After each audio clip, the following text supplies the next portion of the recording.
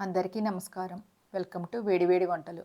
ఇవాళ మనం కొబ్బరిపాలతో హెల్దీగా హోమ్మేడ్ కోకోనట్ మిల్క్ పుడ్డింగ్ ఎలా చేయాలో చూద్దాం రండి. ఈ కొబ్బరిపాలలో ఉండే విటమిన్స్, యాంటీ ఆక్సిడెంట్స్ మరియు బెల్లంలో ఐరన్ ఉండటం వల్ల ఈ పుడ్డింగ్ ఆరోగ్యానికి చాలా మంచిది. ఈ పుడ్డింగ్ చక్కగా తినడానికి తియ్యగా, తినగానే నోట్లో కరిగిపోయేలా, పట్టుకుంటే సాఫ్ట్గా ఉంటుంది. సహజమైన కొబ్బరిపాలు, బెల్లంతో తక్కువ సమయంలో ఈ పుడ్డింగ్ రెడీ అవుతుంది.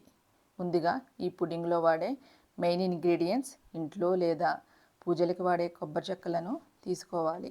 ఇప్పుడు కొబ్బరి చెక్కలను పగలగొట్టి వెనకాల కొబ్బరి పెంకు లేకుండా తీసుకొని ముక్కలుగా కట్ చేసుకోవాలి. ఇలా చిన్నగా కట్ చేసిన కొబ్బరి ముక్కలను 2 కప్పులు తీసుకొని మెత్తని పేస్ట్గా తయారు చేయడం కోసం అందులో 2 కప్పుల నీరు పోసి బాగా గ్రైండ్ చేయాలి. ఇలా పేస్ట్లా తయారైన మిశ్రమాన్ని ఒక స్ట్రైనర్లో వేసి పిప్పు లేకుండా ఓన్లీ కొబ్బరిపాలు వచ్చేలా పిండుకోవాలి.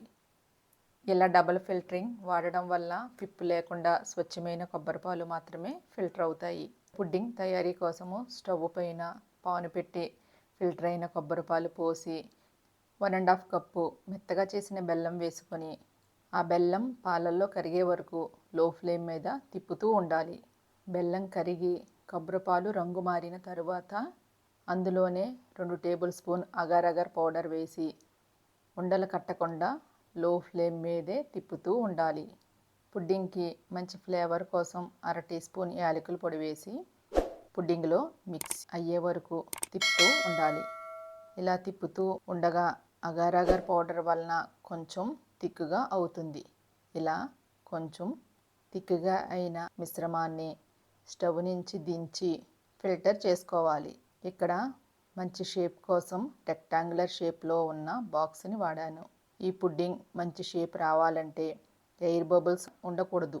ఈ బబుల్స్ పోవాలంటే ఒక ఫోర్క్ తీసుకొని నేను చూపించిన విధంగా చేయాలి. ఈ పుడ్డింగ్ రూమ్ టెంపరేచర్ వచ్చే వరకు పక్కన పెట్టుకోవాలి. ఆ తర్వాత పుడ్డింగ్ని 1 గంట సేపు ఫ్రిడ్జ్లో పెట్టుకోవాలి. పుడ్డింగ్ గట్టిపడి చేతికి అంటుకోకుండా ఉండేలా తయారవుతుంది. ఇలా తయారైన పుడ్డింగ్ని ప్లేట్లోకి తీసుకొని నైఫ్తో మనకు నచ్చిన షేప్లో కట్ చేసుకోవాలి. ఇప్పుడు చూడండి, జిగేల్ జిగేల్మంటున్న కోకోనట్ మిల్క్ పుడ్డింగ్ తయారైపోయింది.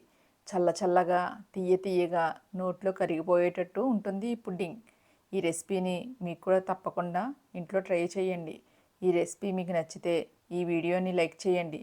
మీ ఫ్యామిలీ అండ్ ఫ్రెండ్స్కి షేర్ చేయండి.